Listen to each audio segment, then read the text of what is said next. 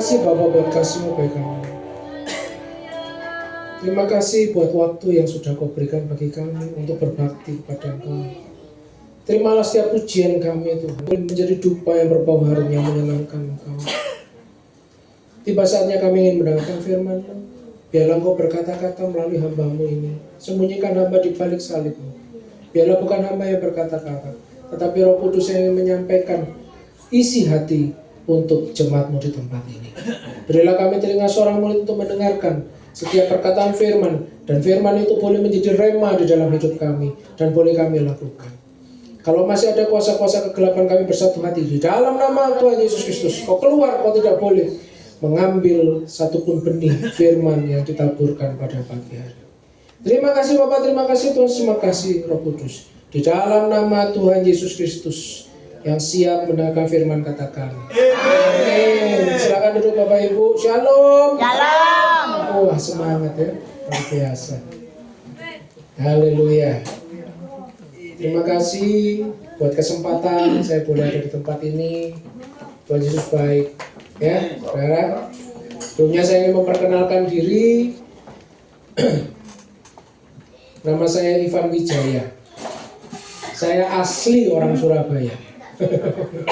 Cuma ikut papa pergi ke Manado, lalu sekarang tinggal di Kota Malang. Itu Bapak Ibu. Kemarin puji Tuhan saya menjadi dosen untuk Sekolah Tinggi Teologi, ya, sampai hari ini.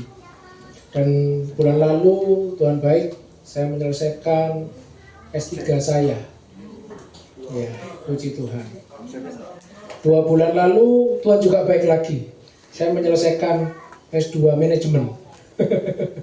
Saya akan ya Pak sekolahnya ya. Nanti saya akan banyak saksi ya. Bapak Ibu, hari ini kita akan belajar tentang satu kebenaran firman Tuhan di dalam ayat yang terkenal sekali ya. Di dalam Matius 6 ayat 33. Wah, sudah hafal ya. Mari kita baca bersama-sama ya. Dengan iman ya. 2, 3. Tetapi carilah dahulu kerajaan Allah dan kebenarannya, maka semuanya itu akan ditambahkan kepadamu. Amin. Pertanyaan saya adalah bagaimana cara mencari?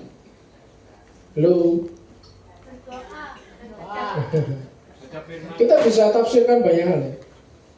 Tapi saya mau kasih tahu, ketika kita untuk mencari saudara, pertama kita tidak bisa langsung ketemu. Betul ya? Cara paling gampang adalah tanya. Contohnya misalnya, saya pengen tahu gereja Betani di Tambarjo sini, apa caranya? Saya tanya. Google Map belum tentu sama Bu, kadang-kadang melenceng ya, kadang-kadang meleset, betul? Ya, kalau di tempat-tempat tertentu, misalnya di kota Malang, kalau di kota Surabaya mungkin enggak, kalau di kota besar. Tapi kalau di pedesaan bisa meleset. Maka dari itu kita tanya. Berarti kita mengumpulkan informasi. Informasi yang kita dapat dari mana? Dari kata orang. Mana mungkin kita langsung jadi Kristen kalau kita nggak dengar dari orang dulu. Pertama dari pendeta khotbah, betul? Nggak langsung kita mau baca firman, jauh. Nggak ada orang Kristen tiba-tiba langsung baca firman, nggak mungkin. Mesti dari orang pengalaman dulu. Oh Tuhan baik, saya menyaksikan Tuhan baik begini ya. Biasanya di FA kan begitu, ya. Tuhan baik begini.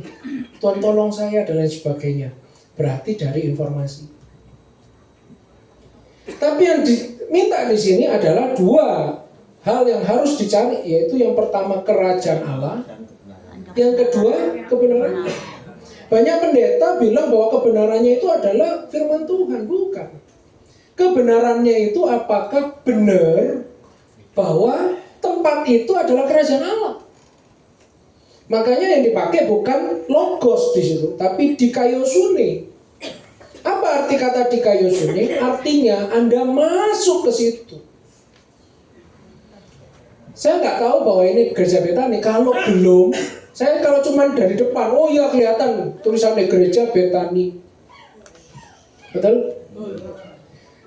Cuman tahu dari kata orang, bener Pak, itu Pak gerejanya. Tapi pertanyaannya, benarkah itu gereja Betani? Belum tahu. Harus masuk, harus ketok pintu dulu, bertemu dengan Pastor Cindy ya. Jadi saya belum sempat ketemu, baru WA aja. Oh benar, ternyata di sini gereja Betani. Sama dengan kerajaan Allah. Kalau kita tahu kerajaan Allah itu seperti ini loh Pak, kalau ada di kerajaan Allah itu begini orang cerita. Tapi kita belum temukan kebenarannya sebelum kita masuk. Oh Pak, nanti kalau masuk kerajaan Allah kan mati Pak. Bukan saudara. Doa Bapa kami katakan seperti ini. Datanglah kerajaanmu, jadilah kehendakmu. Di bumi seperti, berarti kerajaan Allah sudah datang di bumi ini. Betul. Ada satu orang Opung ya. Opung ini orang Batak saudara. Dia biasanya kalau di Batak itu gerejanya kan HKBP ya. Kalau doa itu biasanya doa Bapa Kami. Terus doa Bapa Kami itu biasanya yang mimpin ngucapin terus cuma ngikut. Karena ini Opung udah lupa saudara. Terus dia tulis di kertas. Dia tulis di selembar kertas. Dilipat kertasnya, masukin ke kantong. Namanya Opung ya. Semakin mendekati jamnya waktunya doa, dia semakin gemeter. Ya, kemeringat saudara. Dia mau ambil satu tangan, salah ngambil catatannya. Dia lapno dek keringete saudara. Waduh. Akhirnya Opung ini memimpin doa. Dibukalah kertas tadi. Dia mulai doa. Bapa kami yang ada di sorga. Oh, diikuti jemaat. Bapa kami yang ada di sorga. Dikuduskanlah namamu. Diikuti jemaat. Dikuduskanlah namamu. Datanglah. Nah ini mulai bleret. Tintanya mulai kabur. Datanglah. Bah, datanglah ke mana ini? Pendetanya ngomong, datanglah kerajaanmu. Ah, betul itu, datanglah kerajaanmu. Dia tulis lagi berikutnya, jadilah. Bah, jadilah apa pula ini? Nanti coba ya, waktu pulang tak tes satu-satu. Bisa nggak doa Bapa kami? Jangan-jangan lupa doa Bapa kami jadi orang Kristen. Ya saudara ya. Nah, saya mau bicara bahwa kerajaan Allah itu sudah datang. Bukan nanti kita masuk surga, bukan. Saat ini loh kita bisa merasakan kerajaan Allah. Apa Pak buktinya kerajaan Allah? Saya kasih tahu. Ciri-ciri kerajaan itu pasti yang nama satu punya teritori. Ada wilayah, betul? Ada batas-batas tertentu. Ya. Contohnya Indonesia. Kalau di utara batasnya sama Singapura, Malaysia, Brunei Darussalam, dan Filipina. Kalau di selatan ada Australia sama Timor Leste. Di barat tidak ada apa-apa, di situ laut tok. Di timur Papua Nugini. Nah, ada teritori. Kerajaan Allah juga punya. Selain itu yang paling gampang dirasakan adalah ada ideologi, politik, ekonomi, sosial, budaya, pertahanan, keamanan. Disebut dengan Ipolek Sosbud Hankam. Ya. Hari ini Saya nggak mau sharing semua, kalau sharing semua bisa seminar, saudara. Soalnya saya biasa ngajar ya, biasanya 2-3 jam nggak terasa kalau seminar. Karena kalau ini 2-3 jam, saudara bisa pulangnya nanti siang, sore. Saya ambil satu aja, yang ekonomi. Berarti kerajaan Allah punya ciri di dalam ekonomi, betul nggak? Betul, betul ya. Kasih tahu kanan kiri, ada cirinya loh kerajaan Allah. Ya, ada cirinya ya. Oke, kita bicara dulu. Di ekonomi itu biasanya ada dua. Jadi selalu di dalam sebuah kerajaan itu pasti ada dua hal. Ini tidak mungkin tidak. Kalau Anda sebagai warga negara pasti ada dua hal ini. Yang pertama hak, yang kedua kewajiban. Pasti ya. Pasti ya. Hak orang Indonesia tercantum dalam UUD 1945 tentang apa? Tentang pendidikan harus wajib sekolah minimal menengah. Jadi harus sampai SMU, itu ditanggung pemerintah. Makanya sekarang sekolah gratis. Mari gini kemarin putusan MK ngomong bahwa wajib swasta juga harus melok gratis. Pemerintah harus bayar. Ya apa caranya sembuh urusannya pemerintah itu ya. Betul ya? Berarti sama. Nanti di kerajaan Allah, kalau kita punya hak, itu nanti urusannya Tuhan yang menyelesaikan hak itu, betul nggak? Nggak usah kita mikir. Kadang kita itu melo mikir. Nah, saya mau bicara dulu tentang haknya dulu, ya. Mazmur 23 ayat 1, nggak usah dibuka. Aku adalah gembalaku, takkan kekurangan aku. Ada nyanyiannya apa? Tuhan adalah gembalaku, takkan kekurangan aku. Ya, stop sampai situ. Nanti Kak mari-mari kok nyanyi terus. Hak pertama, kalau kau menjadikan Tuhan adalah gembalamu, takkan kekurangan. Amin. Kasih tahu dulu kanan kiri, kamu loh gak mungkin kekurangan. Gak mungkin kekurangan. Percaya? Percaya? Iya. Kalau kita kekurangan, mungkin Tuhan belum jadi gembala dalam hidup kita. Mungkin. Kalau kita kekurangan, mungkin Tuhan belum menjadi gembala. Hak kita ketika Tuhan menjadi gembala, ketika kita berada dalam kerajaan Allah, kita mengetahui kebenaran kerajaan Allah, ada satu jaminan, nggak mungkin kekurangan. Amin.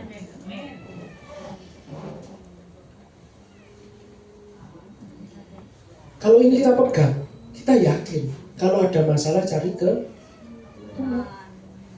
Jangan cari ke tetangga. Butuh duit 300.000 larinya kemana? Tuhan. Yakin. Bukan takut tetangga dhisik. Pinjamono sik 300.000, engko bulan depan tak ganti. Ayo semana? Nyelang sik 300.000, engko tak ganti besok. Saudara, kita nggak bisa mengalami kebenaran kerajaan Allah kalau kita masih mengandalkan manusia. Karena firman Tuhan jelas, Tuhan adalah gembalaku, takkan kekurangan. Kalau kita cuma butuh 300.000, jangan ke tetangga, lari ke Tuhan. Doa. Loh Pak, tapi mepet. Doa aja, tidak apa-apa. Minta sama Tuhan. Loh Pak, jamnya sudah sebentar lagi loh. Tuhan belum tolong. Loh kadang Tuhan itu tolong itu ya enak-enak sedep saudara. Pas jamnya, yo gak datang pertolongan. Loh tapi itulah Tuhan kita. Dia menolong dengan caranya aja. Ada satu lagu, dengan caranya yang ajaib dia menolong. Nah kita harus sebagai orang Kristen harus percaya. Ini hak kita. Nggak akan kekurangan kalau menjadikan dia sebagai gembala. Yang kedua, hak berikutnya. Filipi 4 ayat 19. Nggak usah dibaca, gampang ini. Ada lagunya. Allahku kan memenuhi kebutuhanku menurut kekayaan dan kemuliaannya. Saudara, gampang ya? Tak kasih yang gampang-gampang hatinya, supaya saudara ingat, oh ya saya. Tuhan katakan, Rasul Paulus katakan, Allahku akan memenuhi segala keperluanmu. Amin, saudara. Percaya? Percaya? Kalau percaya kasih tahu kanan kiri, kamu sudah dipenuhi keperluanmu. Amin. Iya, sudah dipenuhi kok keperluan kita. Itu hak kita kalau kita sudah ada di dalam kerajaan. Kalau kita sudah tahu kebenaran kerajaan Allah, maka hak kita akan dipenuhi. Seringkali kita bingung, saudara. Ada keperluan, anakku besok butuh 1 juta. Bingung. Terus pinjam ambek tonggo nih, pinjam ambek keluarga nih. Kadang saudara, kalau kita pinjam sama keluarga itu, uang belum datang, omongan sudah datang duluan. Betul nggak? Betul ya? Betul. Kadang-kadang uangnya gak teko belas, sak tetes saya orang Surabaya ngomong, sak tetes saya loh, gak teko. Tapi omongannya, sampai di dulur-dulur lione saudara. Oh iku, dulurmu sitok iku. Wis, dawa. Itu saudara. Tapi firman Tuhan jelas, kalau kita berada dalam kerajaan Allah dan kebenarannya, keperluanmu itu dipenuhi. Amin. Itu hak saya dan saudara. Bisa diklaim Pak? Bisa. Bisa, sangat bisa. Kapanpun kita mau mengklaim itu bisa. Tinggal kita minta. Jangan sampai kita nggak minta, saudara. Nggak mungkin dikasih. Yang ketiga, Yohanes 6 ayat 11. Bisa ditampilkan? Coba dibaca satu orang ya, yang keras. Yohanes 6 ayat 11. Yohanes pasal 6 ayat 11. Ya. Lalu Yesus mengambil roti itu, mengucap syukur dan membagi-bagikannya kepada mereka yang duduk di situ. Demikian juga dibuatnya dengan ikan-ikan itu, sebanyak yang mereka kehendaki. Amin. Ya. Ada cerita 5 roti 2 ikan, ya. Diberikan kepada 5.000 orang laki-laki, belum termasuk wanita dan anak-anak. Jadi berapa saudara 5 roti 2 ikan di tangan Tuhan Yesus? Bukan. 12 bakul gak kenyang kali 2 orang. Jadi berapa? 12.000. Ayo, jawab sesuai firman Tuhan tadi. Rotinya berapa? 5. Ikannya berapa? Jadi berapa? 7. Yohanes 6 ayat 11 tadi loh Bapak Ibu, coba. Coba dibaca lagi. Coba dibaca. Saya di sini aja. Coba dibaca. Lalu Yesus mengambil roti itu, mengucap syukur dan Bagi-bagikannya. demikian juga dibuatnya dengan ikan-ikan itu. Berapa banyak? Sebanyak yang mereka kehendaki. Laki-laki berapa banyak? Sebanyak yang mereka Ini loh dijawab sesuai ini loh Bapak Ibu. sebanyak yang Sebanyak mereka kehendaki. iwake piro? 2. Loro. Rotine piro? Dadi piro? Sebanyak Karepmu. Paham karepmu? Karepmu wis dadi piro? Tak kasih bahasa Jawa Surabayaan ben gampang. Mudeng to. Dadi piro, Pak? sakarepmu. Karepmu.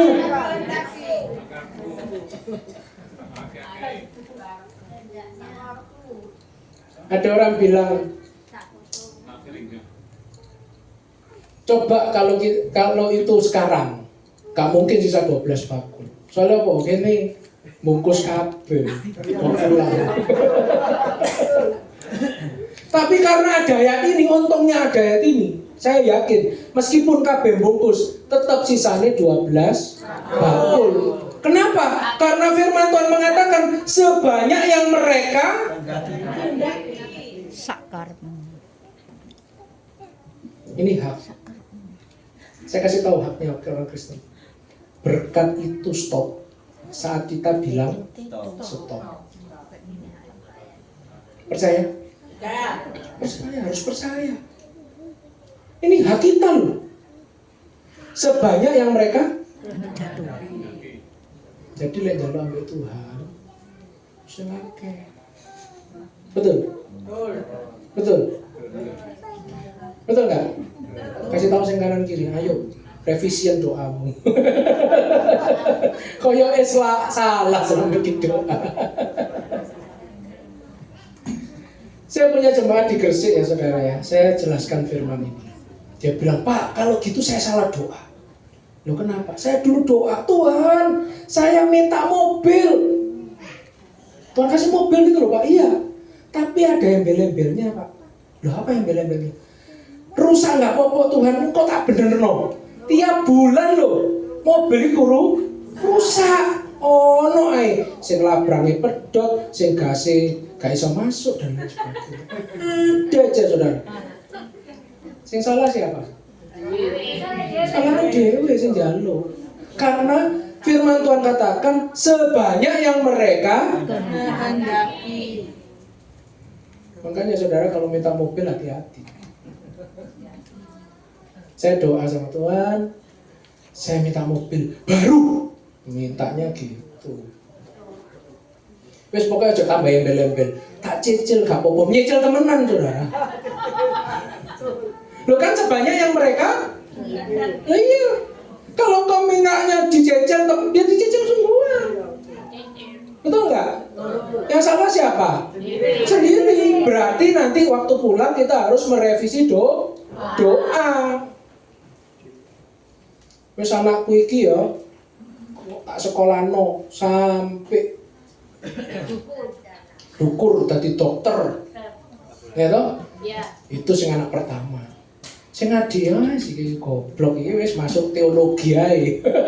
Biasanya orang-orang bodoh masuk ke teologi, Saudara. Jangan, Saudara. Kenapa? Kita lo diberi kuasa sebanyak yang mereka kehendaki. Makanya minta itu apa? Kecerdasan. Kalau anaknya bodoh, minta kecerdasan. Jangan dilono terus. Kamu tuh bodoh lah, pinter-pinter. Lu jangan. Ngomong, ayo kamu pinter. Sing pinter nak. Kamu cerdas. Kenapa saya bilang seperti ini? Daniel dikatakan 10 kali lebih cerdas daripada orang sejamannya. Betul? Betul? Tak kasih tahu kecerdasannya gimana. Ada pertanyaan yang bahkan profesor sampai hari ini tidak bisa jawab. Apa pertanyaannya? Tahu nggak? Pertanyaannya apa mimpi saya tadi malam? Betul nggak? Daniel menghadapi itu toh. Raja ngomong, ayo apa mimpiku tadi malam? Loh lah angel sih, masih profesor. Gelarnya profesor loh, saya jawab, betul nggak? Ayo coba Bapak Ibu, coba tebak mimpi saya tadi malam apa? Dia tahu? Nggak bisa. Susah. Betul ya? Dan ternyata kalau nggak bisa nebak, Raja bilang apa? Bunuh, bukan Pak. Singa berikutnya. Dibunuh. Dikumpulno orang-orang pinter waktu itu di Persia. Dikumpulno semua orang-orang pinter. Terus habis itu ditanyai, Raja nanya, ayo kira-kira apa mimpi saya tadi malam? Kalau nggak bisa tebak, kalian mati. Panggil lagi, musuh penguasa. Profesornya nggak bisa jawab. Pakai metodologi apa? Mengerti mimpinya seseorang, betul ya? Nggak bisa. Tapi Daniel, karena dia tahu saya ada di dalam kerajaan Allah, saya tahu kebenarannya, maka dia berani ngomong, kasih saya 1 hari. Loh iya, dikasih ilegal. Betul nggak? Tapi karena Daniel minta 1 hari, Tuhan kasih nggak? Kasih. persis yang diminta Daniel. Waktu malam dia berdoa, dikasih penglihatan sama persis mimpinya raja. Tidak mengurangi satu pun. Jadi saudara, kalau engkau berada dalam kerajaan Allah, minta kok sing akeh.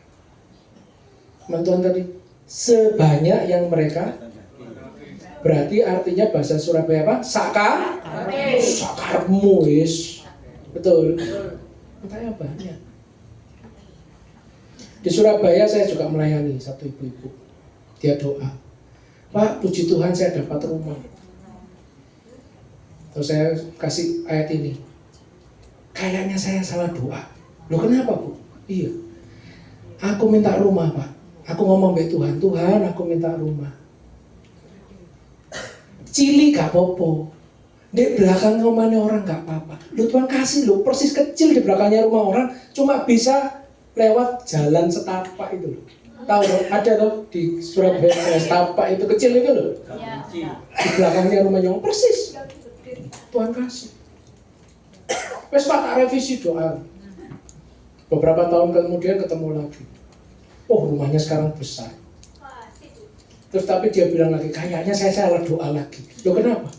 Aku bilang, Tuhan, aku minta jual rumahku ini, aku minta sing gede. Tapi aku ngomongnya gini, biar besar enggak apa-apa Tuhan, pokoknya biar di jalan buntu enggak apa-apa Tuhan, yang penting rumahnya besar. Ya dikasih Tuhan persis di jalan buntu paling pojok, rumahnya kan gede pasti. Jalan buntu paling di pojok. Ya enggak apa-apa. Tapi sesuai dengan permintaan kita. Ayo kasih tahu kanan kiri, sesuai sama permintaanmu loh.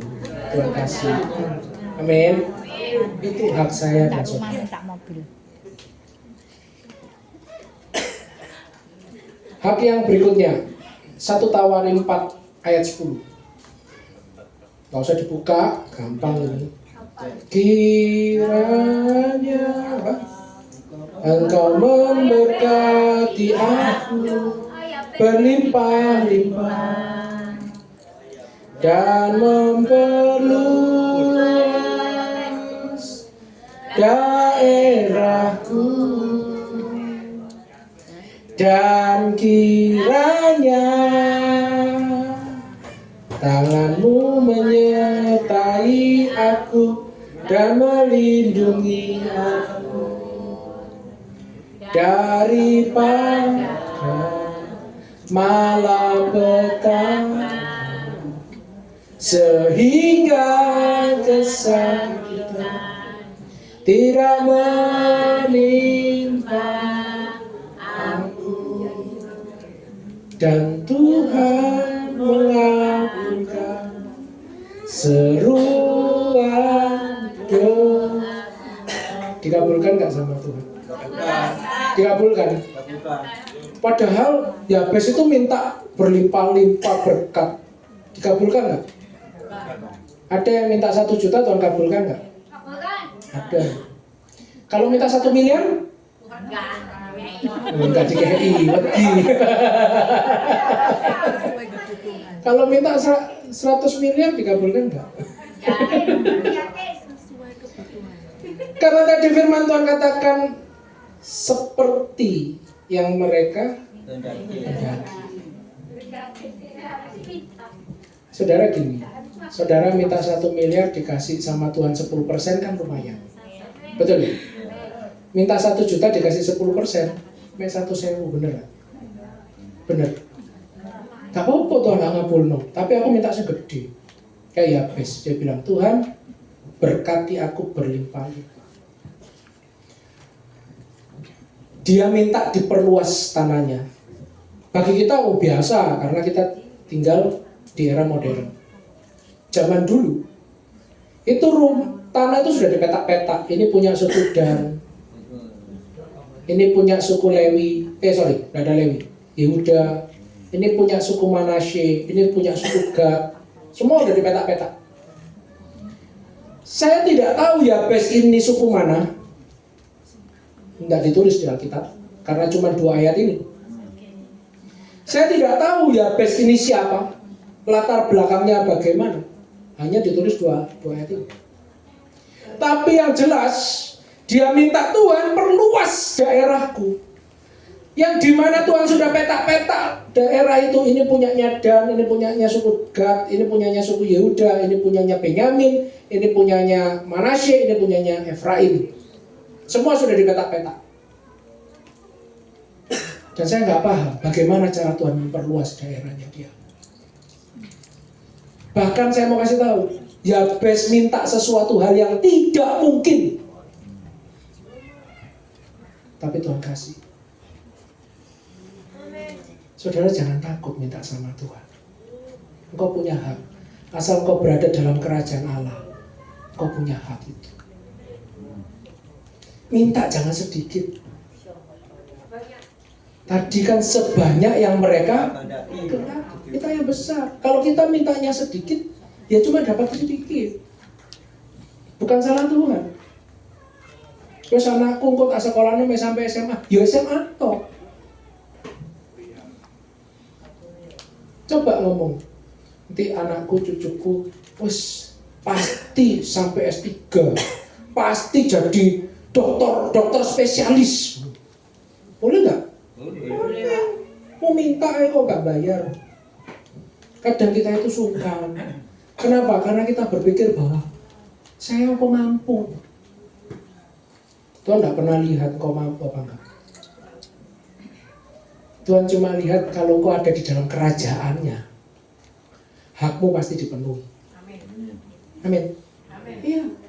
Kalau kau ada di dalam kerajaannya, pasti Tuhan penuhi. Maka saya bilang, saya himbau, ayo revisi doa.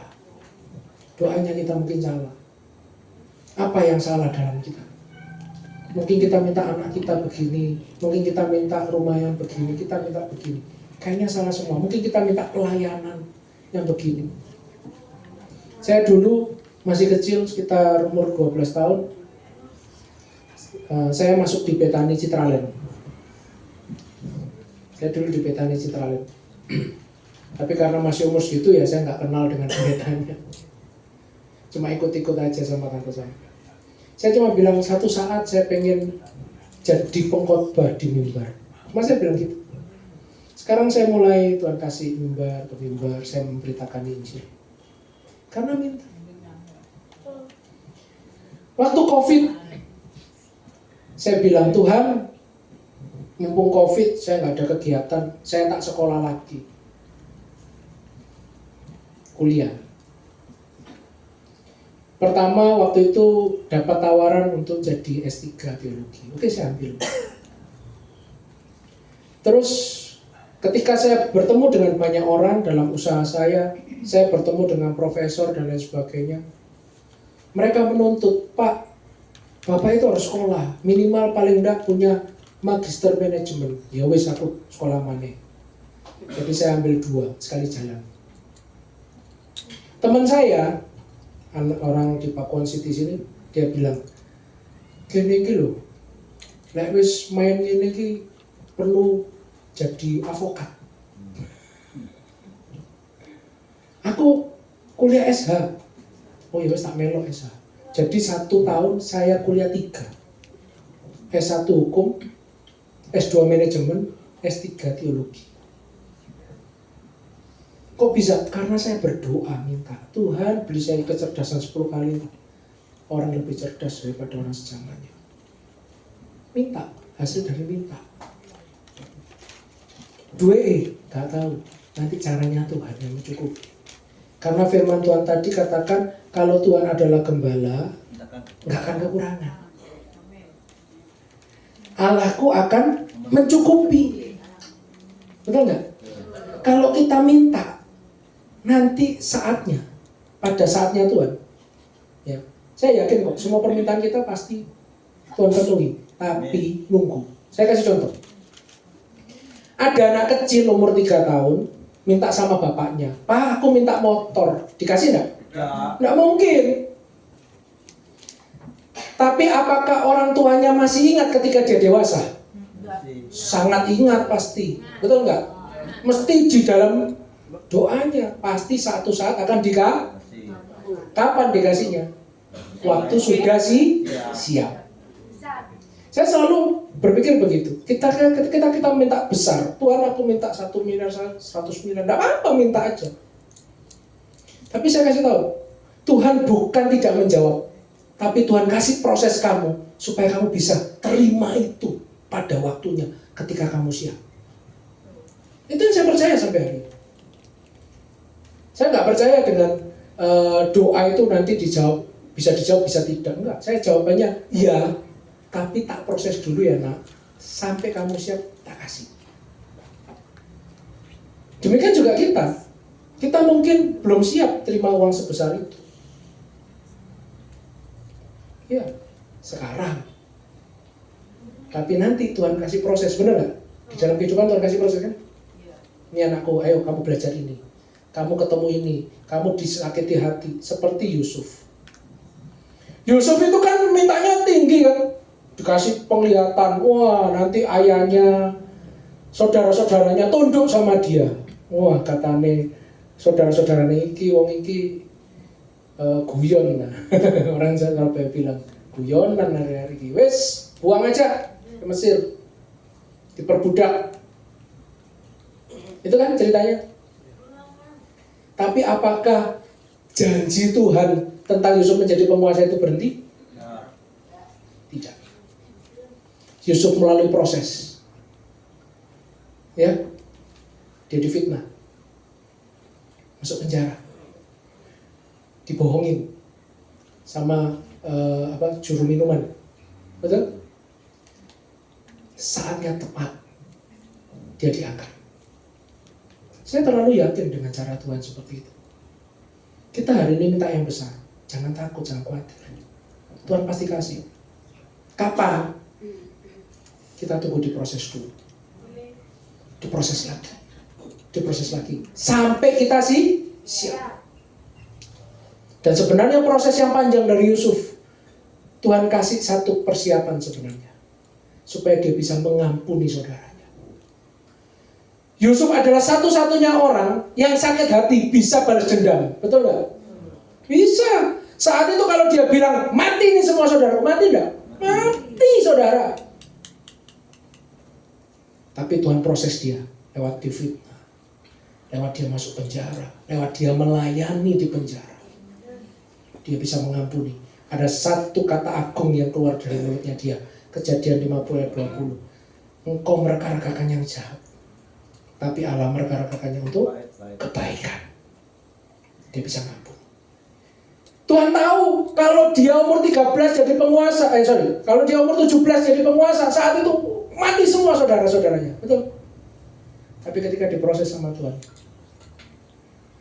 dan tiba saatnya dia bisa mengampuni, dia jadi perdana menteri. Saya juga yakin, saudara minta berapapun, Tuhan pasti kasih. Pasti. Oh, kalau saya pasti. Kenapa? Karena nanti diproses. Diproses sampai bisa dan mampu ketika berkat itu datang. Semester kemarin saya kalau di COVID saya mulai dengan 3 kuliah. Semester kemarin saya menyelesaikan 6 kuliah. 2 S1, 2 S2, 2 S3. Ya apa Pak cara bagi nih? Nggak tahu. Sampai nggak tidur saudara. Nyelesain tugas. Terus habis itu belum ujian. Kok bisa Pak? Ya nggak tahu.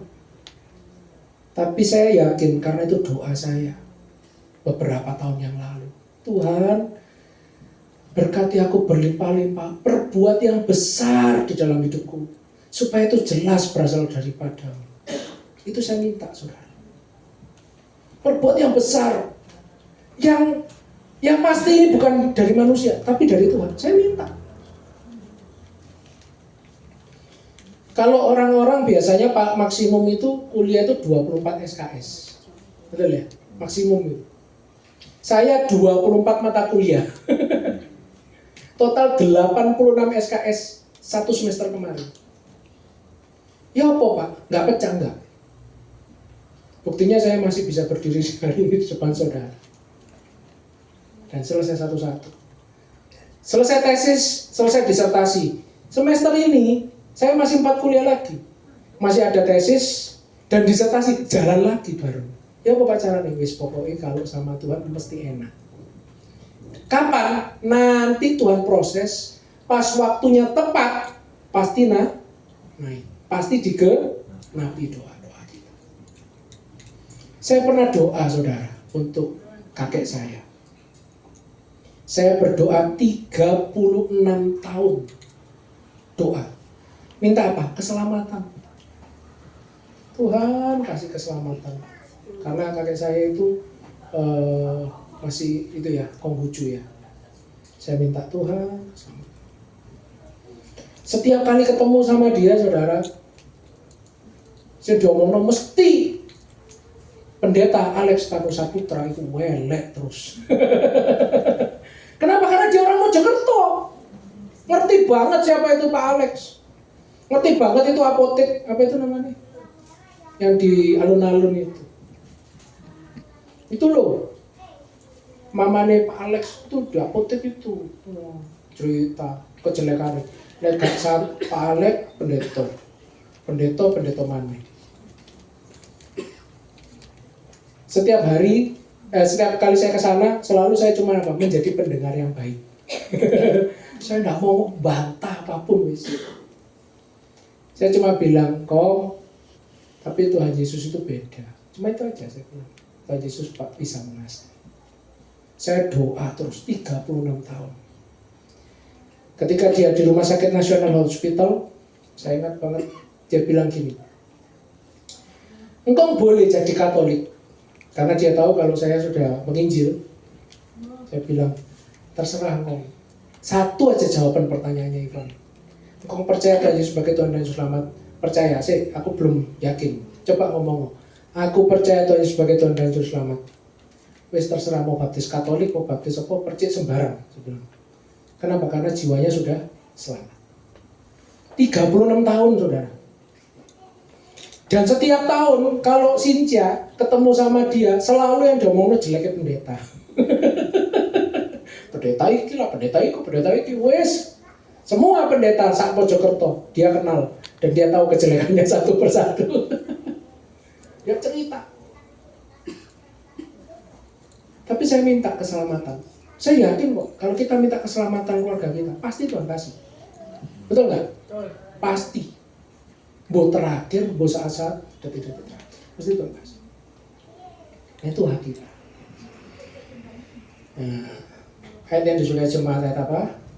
Ayat terakhir ya. Malaki 3 ayat 10. Nah, ini senang ya. Hafalan ya. Kita kasih ayat hafalan semua. Ya, biar gampang. Ayat hafalan tapi belum pernah dilakukan ya. Atau sudah? Malaki 3 ayat 10 dikatakan, bawalah seluruh persembahan apa?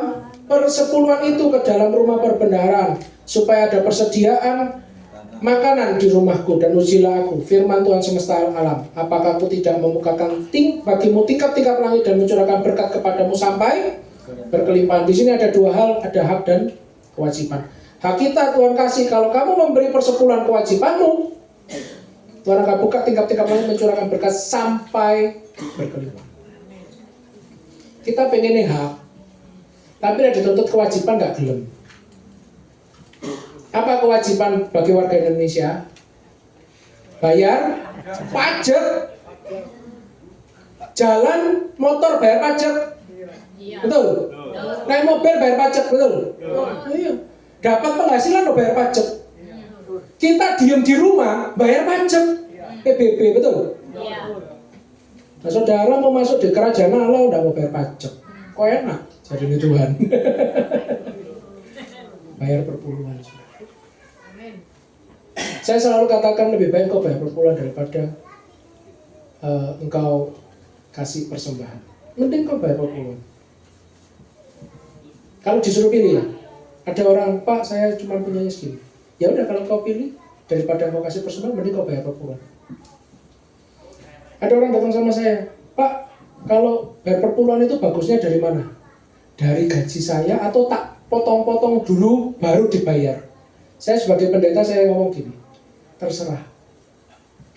Mau kau potong-potong dulu, gaji 1 juta dipotong, sisa 100.000, tak perlu no.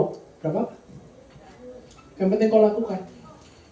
Karena saya yakin kalau kau mulai masuk dan merasakan tentang kebenaran kerajaan Allah, berkat itu akan naik. Meskipun kecil, berkat itu mulai naik. Dan saat itu kau mulai berani, imanmu mulai tumbuh, kau mulai berani kasih lebih. Itu saya percaya. Jadi mau hitung-hitungan kaya apa karepmu wis terserah imanmu bagaimana. Tapi kasih oleh Tuhan yang terbaik. Kenapa? Karena perpuluhan itu yang terbaik. Kau memberi pertama kali kepada Tuhan. Saudara, saya bukan gembala, saya nggak pernah terima perpuluhan, tapi saya selalu kasih tahu tentang perpuluhan ini. Kenapa? Bahkan teman-teman saya dari Katolik, saudara, ketika dia konsultasi ekonomi sama saya, ya ada satu teman dia punya hutang 400 juta, saudara. Gajinya dia itu cuma 6 juta. Berarti 1 tahun itu cuma 72 juta, betul? Hitungan 1 tahun. Berarti kalau 400 juta kurang lebih 6 tahun baru selesai. Itu pun tanpa makan, ya, tanpa kebutuhan yang lain. Saya cuma bilang perpuluhan. Jawabannya. Loh Pak, di Katolik kan nggak ada pengajaran itu. Saya bilang, ini Alkitab Perjanjian Lama, ada nggak di Katolik? Oh, ada, betul nggak? Yang nggak ada kita sama mereka cuma satu, Deuterokanonika di tengah-tengah. Deuterokanonika itu cuma cerita tentang 300 tahun ketika Tuhan nggak mau ngomong sama manusia. Cuman itu aja. Itu kitab sejarah. Boleh nggak orang Kristen baca? Boleh, nggak apa-apa. Itu cuma sebagai pengetahuan. Tapi itu bukan firman Allah. Hanya catatan sejarah. Saya bilang, itu perjanjian lama. Kamu pegang nggak perjanjian lama? Ada nggak Maliaki 3:10? Ada. Jadi yang saudara dan saya pegang perjanjian lama itu dipegang orang Kristen, orang Katolik, orang Ortodoks, Kristen Ortodoks, sama orang Yahudi sendiri pegang. Mereka punya Maliaki 3:10. Bukan kita tok. Berarti janjinya sama. Terus salah satu mahasiswa saya dia bilang gini, oh Pak itu kan perjanjian lama. Oh kamu mau pakai standar perjanjian baru? Ayo, saya ikut. Tuhan Yesus ngomong sama orang kaya apa? Pergi, jualah hartamu, bagikan ke orang miskin, kembali ikut aku. Berani? 10%-nya gak wani bayar apa meneh kabeh, betul nggak? Kenapa? 10% aja lo gak berani bayar. Saudara singkat cerita, yang Katolik ini dia mulai kasih perpuluhan. Pak tanya, gimana cukup? Cukup Pak. Kok bisa cukup? Nggak tahu, Tuhan cukupkan. Singkat cerita Tuhan, saudara cuma 4 tahun aja 400 juta lunas.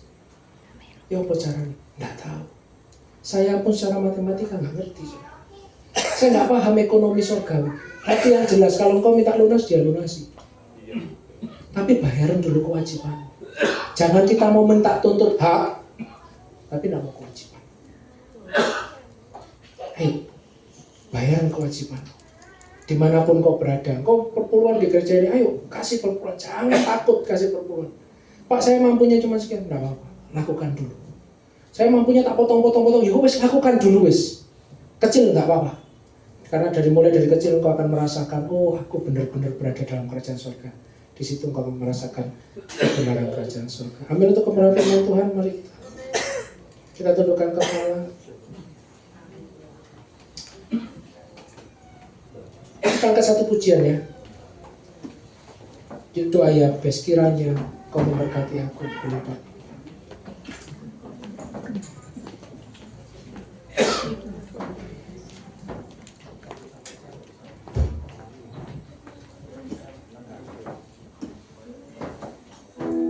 Sambil kita merenungkan firman Tuhan. Tuhan hari ini kasih tahu kita punya hak, kita punya kewajiban. Kau bisa tuntut hak berapapun yang kau mau, sebanyak yang kau kehendaki ya Tuhan. Bahkan berkat stop saat kau bilang stop. Tapi jangan lupa bayaran perpuluhan. bayarkan kewajiban. Kiranya Engkau memberkati aku berlimpah-limpah. Mari kita bangkit berdiri, angkat tangan kita katakan, dan memperluas